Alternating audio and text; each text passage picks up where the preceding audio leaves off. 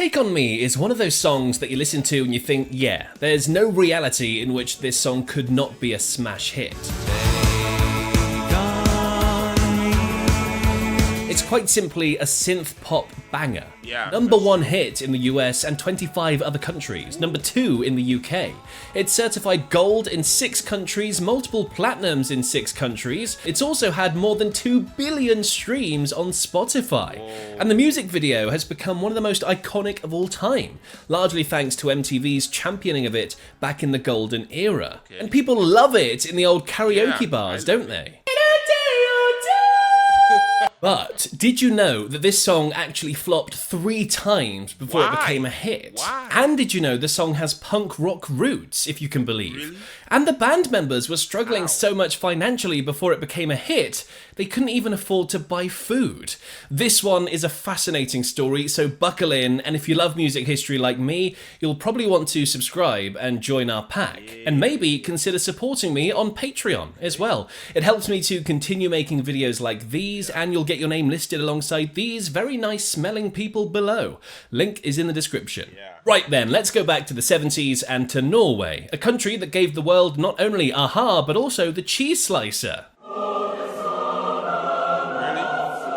True fact. Best friends Paul Wachter Savoy and Magna Furuholmen are around 15 or 16 and are in a band together called Bridges. I've probably just butchered their names there, so I'll just stick to Paul and Magna from now on. One day, Magna writes a ridiculously catchy synth riff and takes it to his bandmates and says, "Hey up lads, what do you think about this riff?" Now famously, of course, Norwegian people speak with the exact same accent as someone from the north of England. Ooh, okay. His band members said, "Alright Magna, me old mucker, it's a good riff, but it sounds a bit too poppy." You see, Bridges was a bit more of a punk band than a pop band, but instead of binning off the riff completely, they turned up the punk dial on the rest of the song and, well, the song Miss Erie was born, the first incarnation of Take On Me.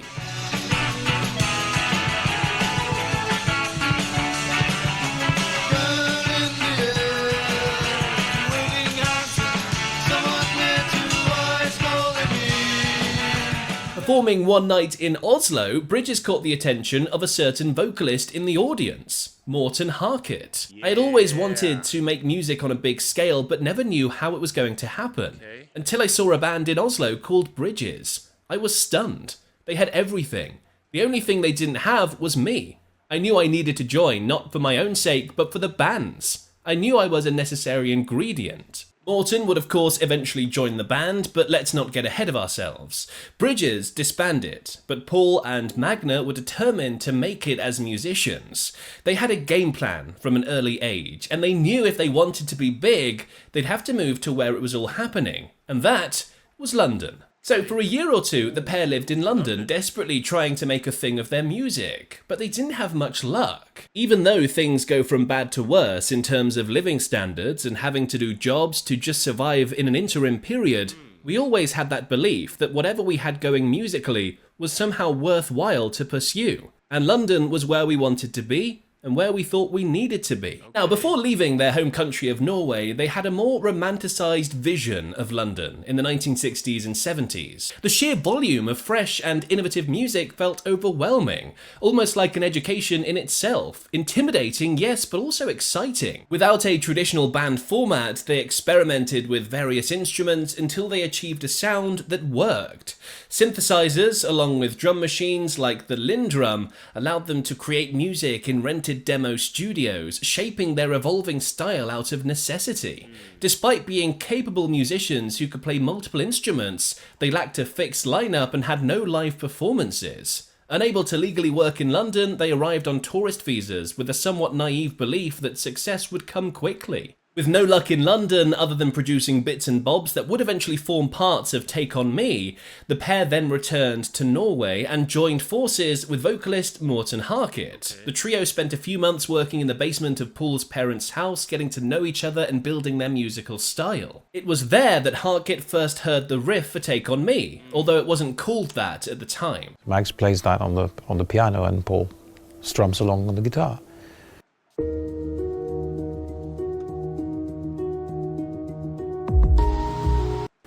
And instantly I know that this is This is it. This is the key to the world.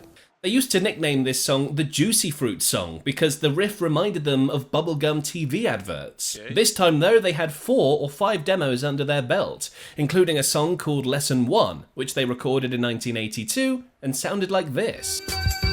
Say after me, I'm happy, happy, let's get me hip, hip hooray, slowly learning that life is okay. Sounds familiar, right? Yeah, they would then rename this song to All's Well That Ends Well and Moves With the Sun. Rolls off the tongue, doesn't it? They finally came to their senses though and landed on Take On Me. Thank God.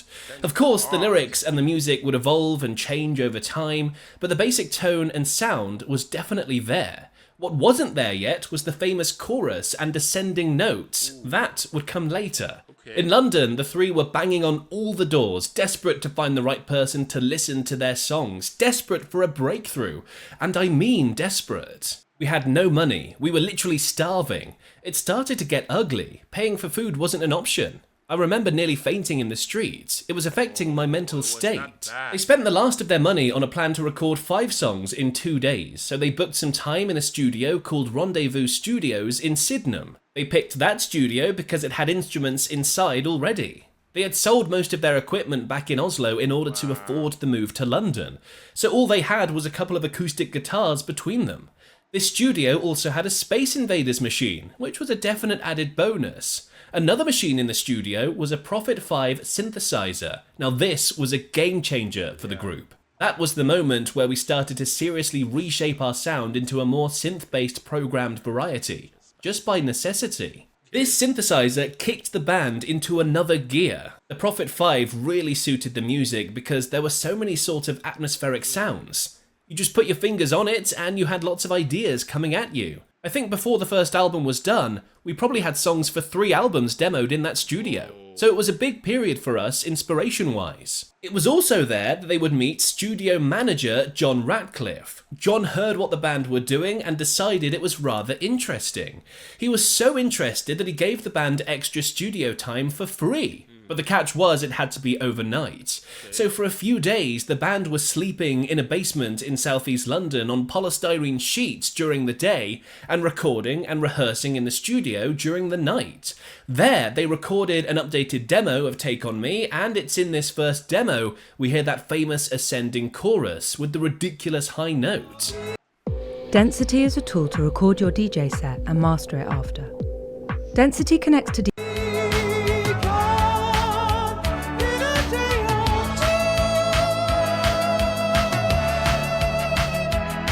Paul had the idea of really using my vocal range in the chorus, having notes rising in octaves, like Strauss's Also sprach Zarathustra.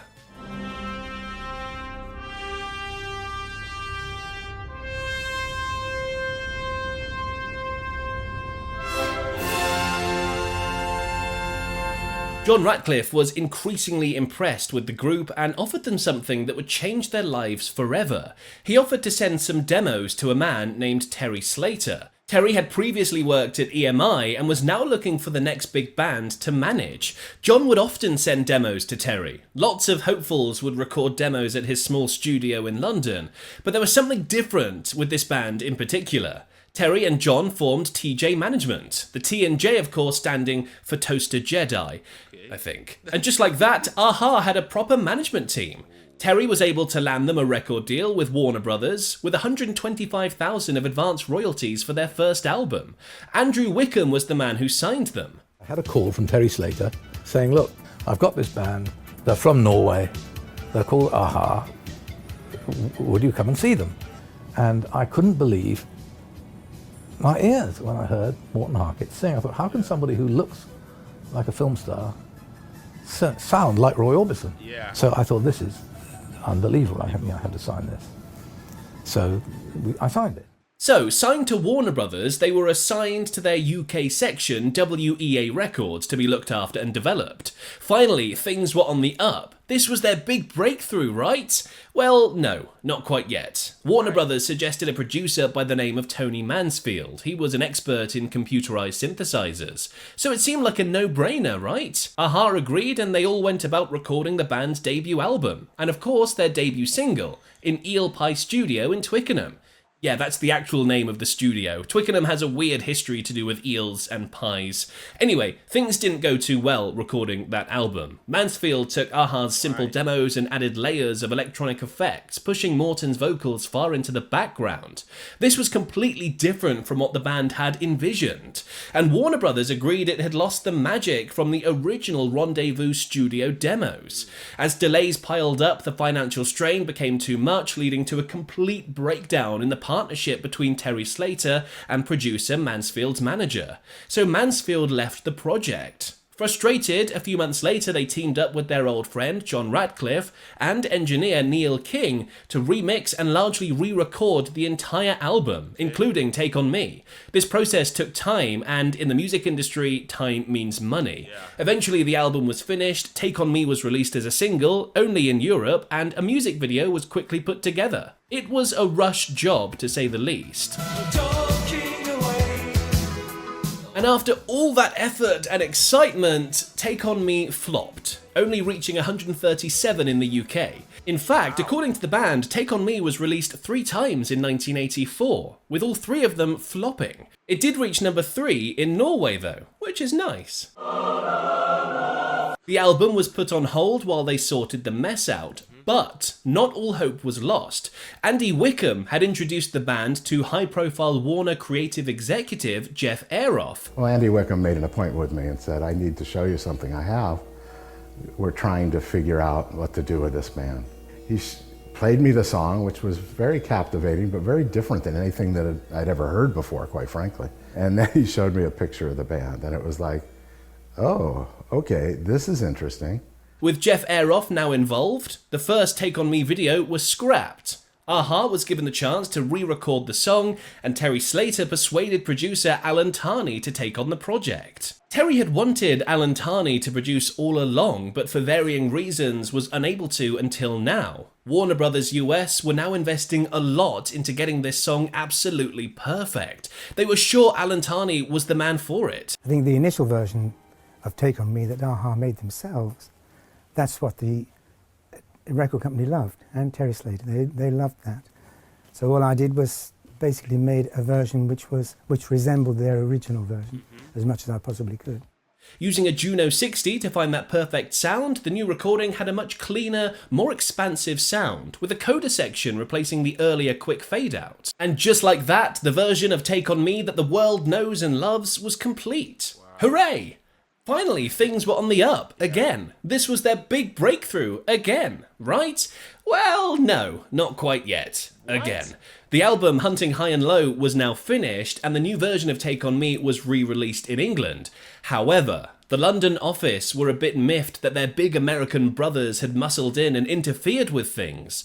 They also didn't really have much incentive to make a-ha succeed anyway, because they were signed by Warner Brothers in the US, and were only being developed and looked after by the branch in the UK. So they gave absolutely no promotional support to the release, and so the song flopped again. To say the band was devastated would be an understatement. The 3 idealists who once believed that talent alone would take them to the top had faced so many setbacks, wasted so much time, and endured so much disappointment, they were on the verge of giving up altogether. Looking back, they saw the toll their journey had taken, not just on themselves, but on those around them.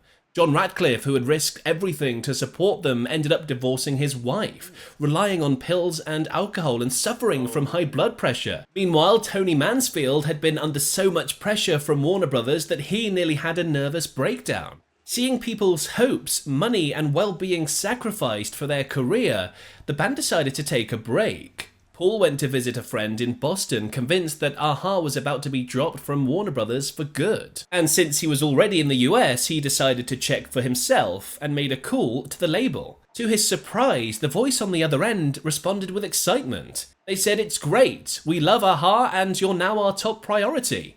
We're making a brand new video for Take On Me and it's going to be fantastic." Let's now look at matters to do with health and public health and professional standards. PS Mary. Jeff Aroff refused to give up on this song. He saw Harket as a strikingly handsome man, perfect for the image-focused MTV era. Additionally, he recognised that a captivating video could spark the public's imagination. The idea behind sometimes a successful video was to do something visually that will get enough airplay that it makes the song an earworm just by the fact that it is ubiquitous. And it certainly worked. This video was the single saving grace for the band. Without it, they would have faded into obscurity. God bless you, MTV. You don't need me to tell you what that music video was. I mean, you've seen it, right? Yeah. Revolutionary mix of sketch animation and real-life action. It's one of the most iconic music videos ever made.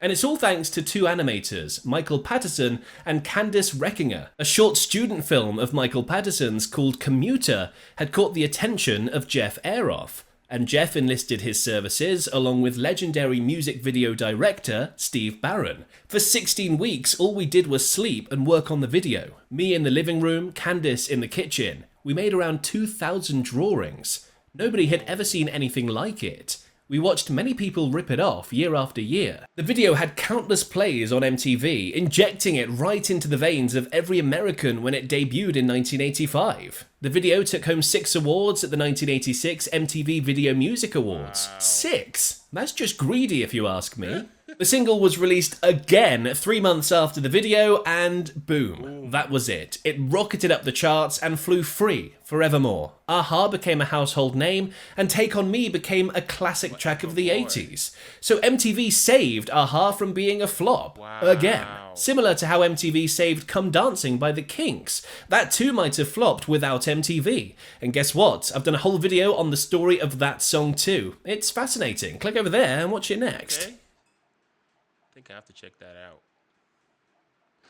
Wow. Okay. Wow, this was an interesting take. To think that I actually did a reaction to this song, I think a week ago, Tommy Johansson, doing a metal cover, to this timeless classic by Aha. I mean, Aha happens to be one of my favorite bands, of all time. I mean, guys. Anyway, so first off, when Take On Me was first released back in 1984, I mean, it flopped. I mean, it was kind of a rougher, stripped down version, and nobody was really paying attention. Even the 1985 re-recording didn't, click right away. I mean, it was only after the third attempt, with the right producer, the right sound, and of course,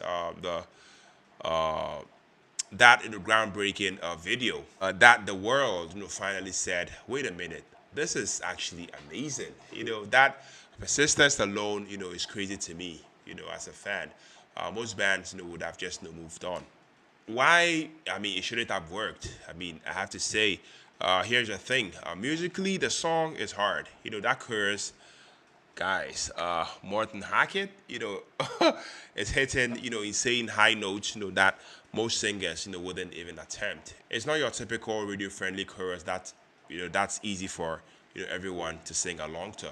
Plus, I mean, it's synth heavy, at a time when, I mean, synth pop, wasn't fully mainstream in every market, And let's not forget, they were a band, from Norway, trying to break into the American and UK market. The odds were stacked against them, if you think about it. Now, we definitely have to talk about what really turned the tide. I mean, obviously the music video. That rotoscoped, comic book style, guys, was everything. I mean, at the time, I feel like, based off of the video, nobody had seen anything like it. It wasn't just a video. It was an experience. MTV, shout out to them. I love the fact that they picked it up, and suddenly the visuals, hooked people, long enough, for the song itself, to get under their skin. Even Magni, from the band, admitted, the video, made the song a hit. And honestly, I believe that, without it, Take On Me, might have been another, forgotten 80s single, But here's the flip side. Once it caught on, people realized this wasn't just a gimmick. The song itself, is genius. The synth riff, is instantly recognizable.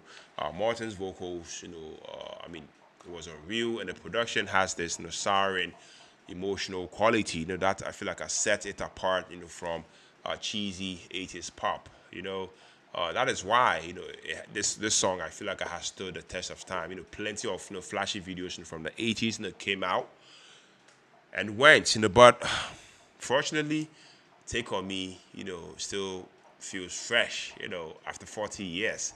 So yeah, in so many ways, Take On Me, should not even be a hit. Yeah, based off of the title of this video.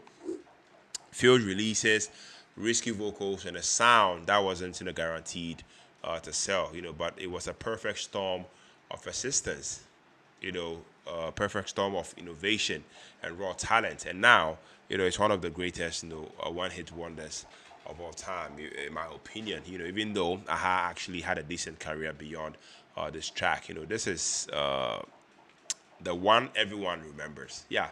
So let me know in the comment section, what do you think? Would Take On Me survive, without a music video, or do you think, it was destined, to be a hit, no matter what? Drop your thoughts in the comment section. Let me know if you want me to continue doing videos such as this. I'll be so glad to do just that.